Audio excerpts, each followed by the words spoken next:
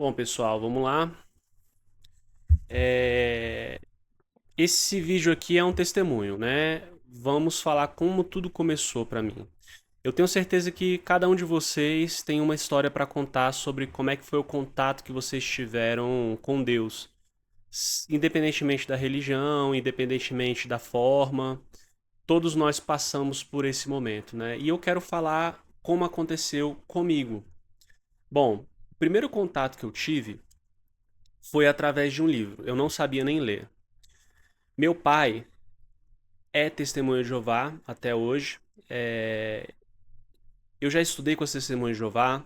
Como eu já falei, já estudei várias religiões, né, católicos, os protestantes, seja o pessoal da Assembleia de Deus, os presbiterianos, os adventistas do sétimo dia, as testemunhas de Jeová. Então, assim, eu conheço a linha de interpretação profética de cada uma dessas vertentes do cristianismo. Só que o primeiro contato que eu tive foi com esse livro aqui. Inclusive, os irmãos são testemunhos de Jeová, que eu respeito muito. Eu sei que muitos deles não vão estar aqui para poder ver esse vídeo por uma questão doutrinária, que não é incentivada a buscar outras fontes de verdade fora da religião, e para mim isso é péssimo, né? Tenho muitas coisas boas para falar dos nossos irmãos que são testemunhas de Jeová, que infelizmente são atacados como se não fossem irmãos ou como se fossem seitas. Sendo que, na verdade, eles são as pessoas que mais fazem o trabalho ostensivo de pregação, batendo de porta em porta, o que tem sido motivo de piada em muitos memes aí, né? O que é péssimo, porque de fato é o que a Bíblia pede pra gente fazer. E eles fazem esse trabalho com louvor. Fora isso, eu não concordo com quase nada sobre interpretações escatológicas das testemunhas de Jeová, mas confesso que foi a religião que mais me fez ter sede por aprender o que está escrito nas escrituras. Foi a que me incentivou a ler a Bíblia inteira. E hoje eu discordo praticamente de tudo, mas foi muito importante para o meu crescimento espiritual. O livro que eu estou falando é esse aqui, vamos ver se dá para ver. Se você tem algum parente que é testemunho de Jeová, talvez eles conheçam esse livro aqui, né? Que é Revelação. Revelação, na verdade, é como eles chamam o Apocalipse, né? Em inglês é Revelation, o livro do Apocalipse, né? Esse livro é de 88, mais ou menos, né? Um ano depois de eu nascer, eu sou de 87. Então eu não sabia nem ler. Só que o que me chamou muita atenção? As figuras desse livro. Então eu me sinto chamado, desde o começo, exatamente através de figuras, né? E eu sempre queria entender, tem tantas figuras aqui para mim são enigmáticas, eu não sei se eu tô conseguindo mostrar para vocês direito, mas eu vou tentar pegar uma cópia desse livro em PDF e disponibilizar nos comentários. Aqui a gente vê os quatro cavaleiros do Apocalipse, e eu sempre gostei muito das figuras, ó. E eu ficava folheando esse livro, vendo as figuras. E em determinada página aqui, você vai ver que tem a figura de Jesus Cristo crucificado com as mãos pro alto. Com as mãos pro alto. E eu lembro que eu ficava me perguntando que homem era esse aí. Eu não sei porque me chamava muita atenção a imagem em si, mas eu ficava me perguntando. Então, eu acredito que o primeiro contato que eu tive foi através desse livro com essas figuras que me despertaram curiosidade para saber o que é isso aí, o que tá dizendo isso aí, né? Bom, vamos botar que eu tinha uns 3 anos, mais ou menos. A vida foi seguindo, meus pais se divorciaram. Tive uma infância muito protegida, muito abençoada, uma família maravilhosa, não tenho nada que reclamar. Pais maravilhosos que fizeram tudo pela minha formação e educação, né? Só que eu sempre me senti um pouco ovelha negra na minha família, um pontinho um pouco fora da curva, né? E eu nunca entendi, mais ou menos. Tem uma pessoa na minha família, que é minha madrinha, que já faleceu, a minha querida tia Cecília, que é a pessoa que eu mais me identificava em questões assim de simpatia espiritual, por assim dizer. Hoje eu sinto que ela guardava muita coisa pra ela, mas ela é uma pessoa que pra mim era uma guardiã que estava aqui comigo, me entendendo no silêncio e ela só sorria pra mim. Eu acho que ela via alguma coisa, né? Assim como eu vejo nela hoje. Bom, o que que foi acontecendo na minha vida então? Os meus pais separaram e eu passei a desenvolver uma paixão doentia pela minha mãe. Eu fiquei muito inseguro, né? Por uma questão, não sei, eu não sou psicólogo, mas eu acredito que tem alguma questão sobre a separação que é muito dura, mesmo para crianças pequenas, que foi o meu caso e o dos meus irmãos. E eu passei a desenvolver uma paixão doentia pela minha mãe. A minha mãe estava trabalhando, eu ligava no trabalho dela. Eu estava na hora do recreio, né, no colégio, em vez de ficar brincando com as crianças, eu estava olhando pro céu, imaginando a minha mãe viva, né? E eu ficava falando pra minha mãe que se acontecesse alguma coisa com ela, eu iria ir com ela, né? A palavra que a gente não pode usar muito, mas eu vou falar, né, que é suicídio, porque não me interessa se o YouTube vai me restringir a visualização. Eu só quero que alguma pessoa que se identifique comigo de certa forma possa ter ver esse vídeo para saber que nós provavelmente viemos do mesmo lugar, com as mesmas lutas, né? Mas eu falava pra ela que se isso acontecesse, eu também iria embora, porque eu não conseguiria viver sem ela, né? E eu sempre senti um incômodo muito grande, achando que eu ia perder a minha mãe cedo. Não sei porquê, mas eu sempre senti esse incômodo, alguma coisa, né? A minha vida foi passando, foi desenvolvendo. E ainda na minha infância eu vi algumas coisas que eu posso dizer hoje que são sobrenaturais. Só que quando você é criança e você passa por essas coisas, e quando você vai ficando adulto, primeiro, que na hora você não entende muito bem, você não tem plena noção da realidade do mundo que a gente vive. Então, algumas coisas que acontecem nós tendemos a acreditar que é natural. Foi o que aconteceu comigo. Eu via algumas coisas que eram estranhas, né? Eu vou citar algumas delas, né?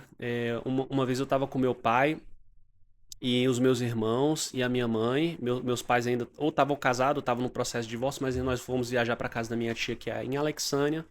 Eu moro em Brasília, nós fomos para Alexânia mais ou menos 2 horas, 1 hora e meia. E lá tem uma acho que é um município, não sei como definir, mas chama Olhos d'Água, uma cidade, Olhos d'Água. E a gente crescendo pra lá. Lá tem um poço, né? Um riozinho, um poço em que a gente ia lá tomar banho com a família. Começo dos anos 90, né? Eu não preciso nem dizer a satisfação que era poder estar ao ar livre brincando com os meus primos e estar com a minha família ali. E a gente ia todo mundo pro poço, eu, meus primos, meus irmãos, pais, tios, né? E eu lembro de uma situação muito peculiar desse dia. O meu irmão, ele é um ano mais velho do que eu. Exatamente, a gente faz aniversário no mesmo dia, só que ele é de 86, eu sou de 87. E eu tava com um baldinho amarelo, andando, querendo chegar no poço, porque eu queria pegar peixe, né? Na minha cabeça eu ia pegar peixe, né? No meu baldinho, ia levar o peixe pra casa, ia cuidar do peixe. E aí o meu irmão me sacaneando. Ele falou: "Ah, você quer o peixe?" Aí pegava uma graminha do chão, ó, peixinho de folha, ó, o peixinho de folha. E eu bravo: "Não, tira a folha do balde." E meu pai ria. E eu me senti muito incomodado com meu pai naquele momento, porque eu achei que ele ia me defender. Mas não foi o que aconteceu. Quando eu cheguei lá no poço, meu pai me chamou pra ir nadar com ele, porque eu não sabia nadar, ele me pegava no colo, a gente nadava. E eu não quis ir porque eu estava com raiva dele. Eu fui com a minha tia, no braço da minha tia Glorinha, amada tia Glorinha. E aí, depois de um tempo, meu pai viu que eu tinha ficado chateado e falou assim pra mim: "Negão", ele me chama de Negão. "Negão, vem cá, deixa eu te mostrar uma coisa." Tá bom, eu fui, né? Enchei o baldinho e fui. E a gente subiu alguns metros acima de uma cascata, o rio. Subimos um pouco acima e tava só eu e ele. E ele apontou pra água e falou assim, ó, olha. E eu olhei. Pois bem, eu olhando pra água, sai uma mulher girando, girando, girando e para em cima da água. Ela tava com uma manta toda azul, olhando fixamente pra mim, sem falar uma palavra. Essa mulher parecia muito com a minha bisavó Maria, que até então estava viva, porque eu era pequeno. E ela não me falava nenhuma palavra. Hoje, as únicas duas figuras que eu vejo, sempre que eu vejo, me faz lembrar daquela mulher, as coisas que eu vejo que são mais parecidas é quando eu vejo a imagem de Nossa Senhora com a manta azul, que era a manta que estava, e, se eu não me engano, a figura de Iemanjá. Por incrível que pareça, parecia. Beleza. Eu cresci, falei essa história para muitos familiares, todos olhando com ceticismo. Eu também fui desenvolvendo um ceticismo muito grande em cima disso. Afinal, eu tinha 3 anos, né? 4 anos. E o mais engraçado é eu falar isso pro meu pai não se lembrar disso, não se recordar, até mesmo porque ele é testemunho de Jeová e quem sabe existe uma estranheza muito grande sobre essas questões sobrenaturais por parte desses nossos irmãos. Não só por parte dele, mas por parte de grande parte aí do protestantismo como a gente conhece hoje. Essa foi uma visão que eu tive que me marcou. Teve outra que não foi bem uma visão, foi alguma coisa meio que eu achei estranho, foi que eu ficava brincando de jogar pedra, a mãozinha fina ficava jogando pedra naquele brinquedo de ferro, que são vários ferros conectados para as crianças subir, chamado trepa-trepa. Eu e meu irmão pegava pedra grande e jogava lá, e ela batia, saindo batendo naqueles ferros, e pra gente era a coisa mais divertida do mundo, né? Aquele barulho da pedra batendo e a gente ria. Enfim, quando eu saí e vi as minhas mãos estavam extremamente esfoladas, com aquelas carnes vivas, porque a mão é muito fina. Eu ia pra casa, tinha uma menina que trabalhava aqui em casa, eu não lembro o nome dela. Ela olhava minha mão e falava: Bruno, olha só como sua mão tá. Vem aqui, vamos lavar porque na torneira, porque ela falou assim, porque água cura. Beleza. Botei as minhas mãos debaixo d'água, fui botar as minhas mãos debaixo d'água para lavar, e quando a água caía, as feridas começaram a fechar. Todas diante dos meus olhos, as feridas das minhas mãos todas fechando, e minha mão ficou intacta. Pra mim, era criança, pô, é só lavar a mão, porque a água cura. Isso foi ficando no fundo da minha mente, no fundo da minha mente, sem saber muito bem o que era aquilo, né?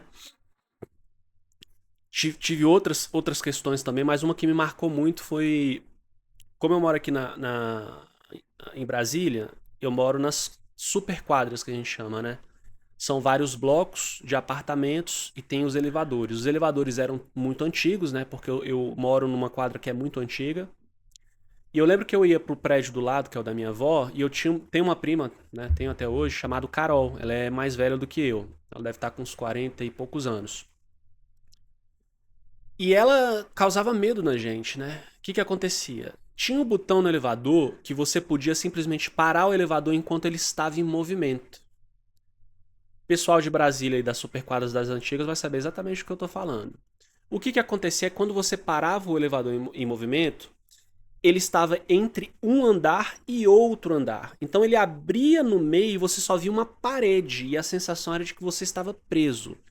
Isso para mim era aterrorizante. Invariavelmente ela fazia isso com a gente. O que aconteceu em um dia? Eu estava com ela subindo no elevador. Ela parou o elevador, só que qual é o detalhe?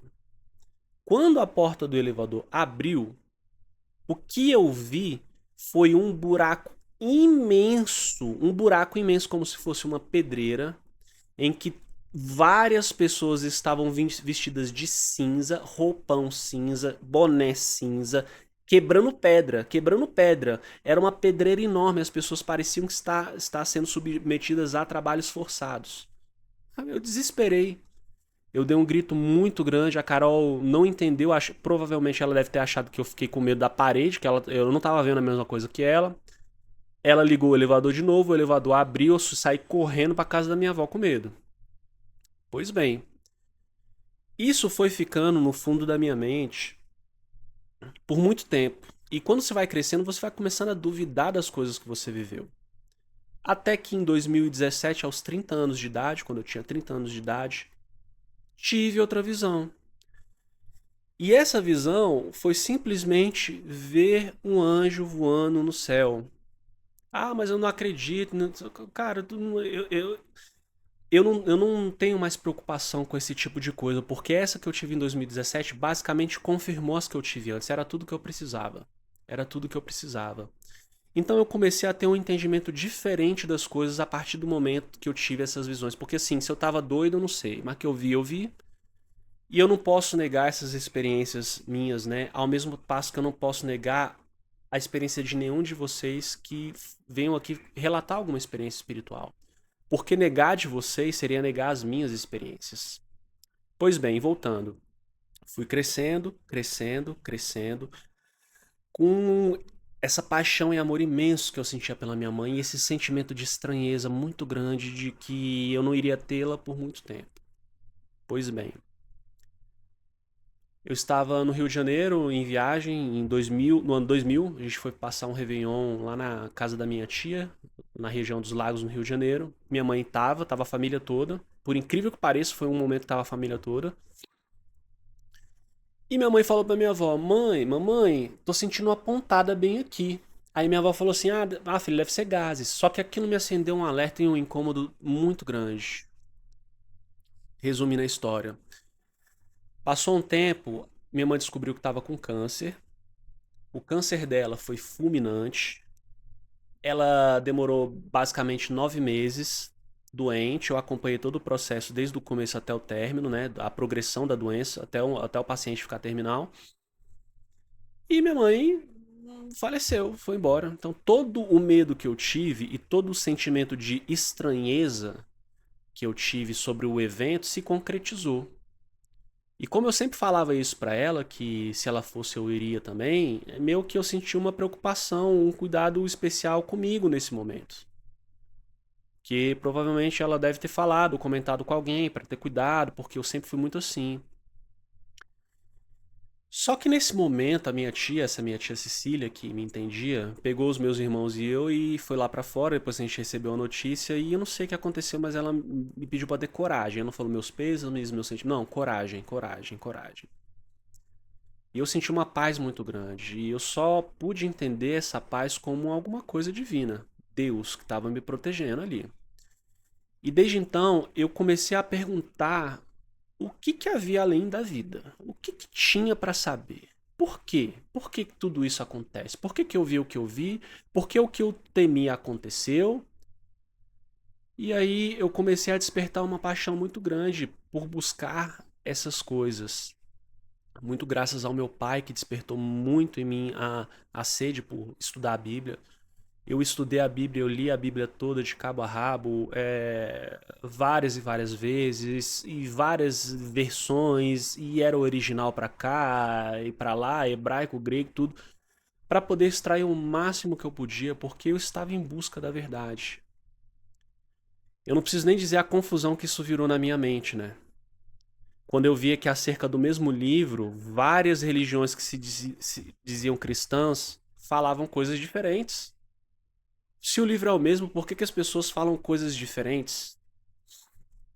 E eu estudei várias denominações e vi que elas não estão em acordo nem com elas mesmas, né? E eu comecei a fazer um estudo solitário das escrituras e comecei a chegar em alguns entendimentos que começaram a ficar absolutamente claros. No sentido de que se eu pego e a gente lê na ordem que tem que ler, fica muito difícil discordar. Não porque eu tenha a razão plena, mas porque se você emprega a lógica, fica muito difícil você ver de uma forma diferente. O que eu vejo hoje é as pessoas torcendo de tudo quanto é jeito das escrituras para poder validar um ponto de vista, uma doutrina específica. E isso é muito ruim. O que aconteceu desde então é que eu queria simplesmente uma forma de sair desse mundo sem que eu tivesse que fazer alguma besteira comigo.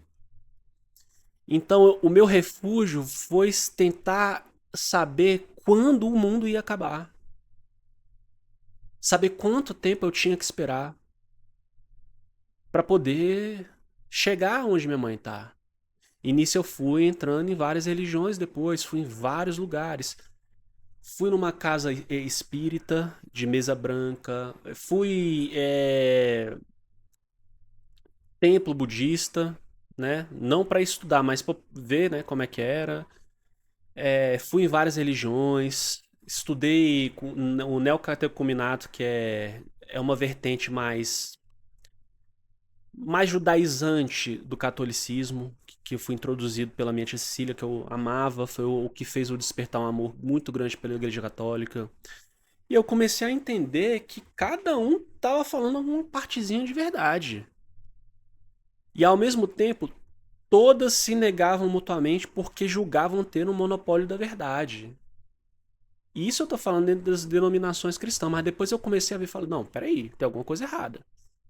Depois que eu fui numa mesa branca há um tempo atrás, em 2005, que eu tava muito mal por uma questão de relacionamento, eu tava muito mal.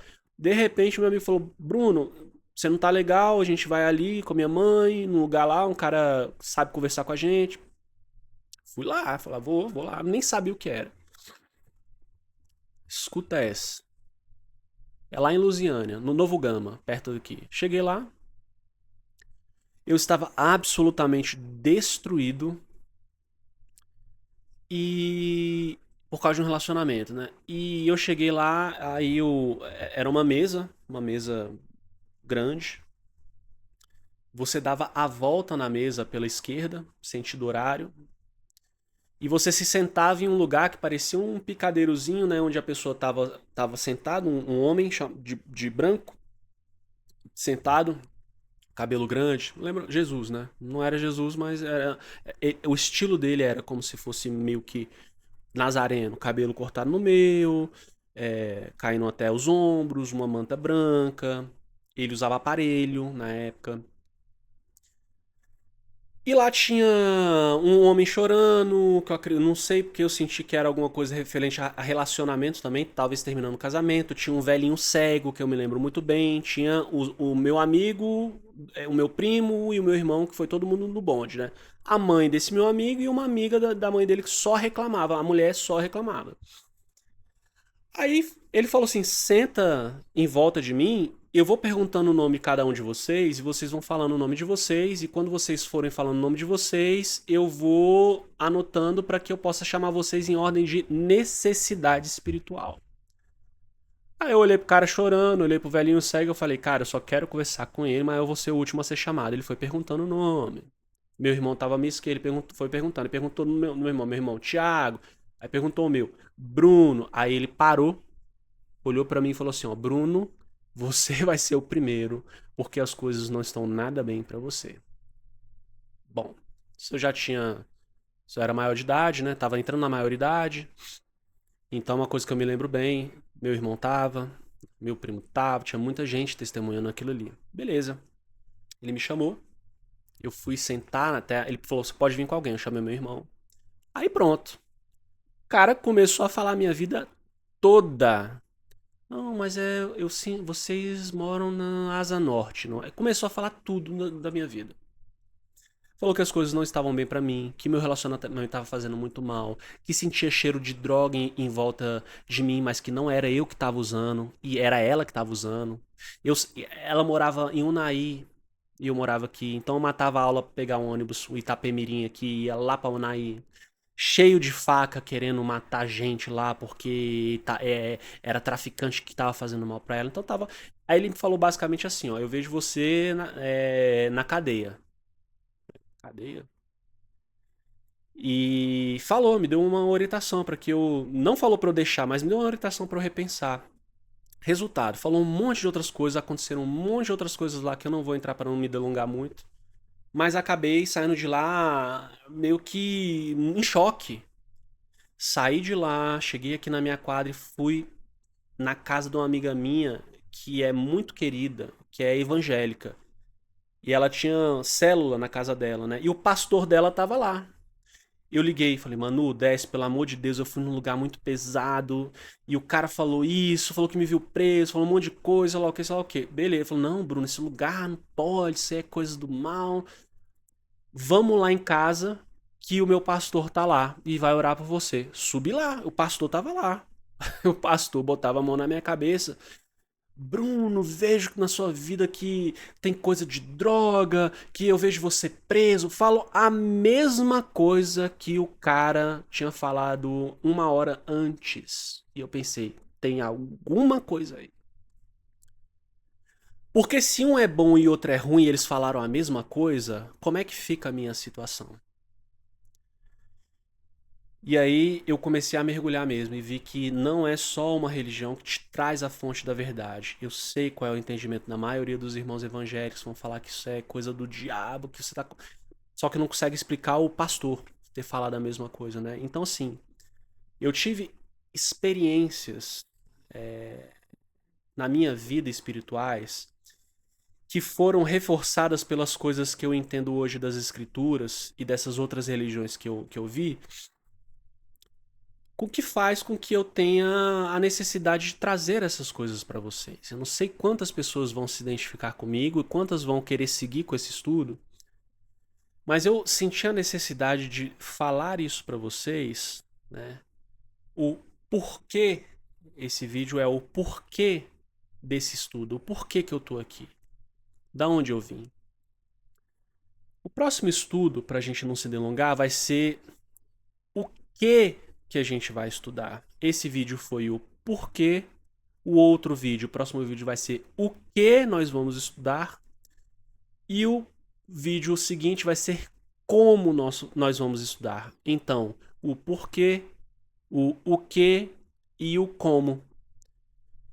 Basicamente é isso. Eu espero poder ter transmitido alguma coisa de mim. Eu estou abrindo meu coração aqui falando. E que vocês possam se identificar e entender o porquê que eu mergulhei de todo o coração e de toda a alma nesses estudos. Eu não sou criado em nenhuma uma religião determinada, uma denominação determinada. Então, o estudo para mim não é uma coisa superficial e automática, como eu vejo, infelizmente, muitas pessoas que são criadas na igreja fazem, seguem um rito.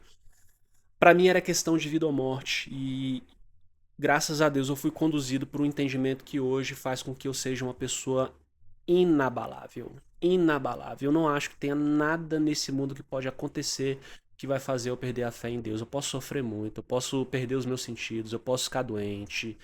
Tudo. Eu não vejo nada que vá me destruir, por assim dizer. Eu fico muito triste às vezes, né? Às vezes fico muito feliz, mas consigo encarar essas nuances da vida com muita serenidade, graças a essa revelação que foi dada, que eu busco compartilhar com vocês. Então, fica aí o meu testemunho e depois nós vamos passar para a próxima etapa do estudo. E é isso. Eu peço que Deus abençoe a todos.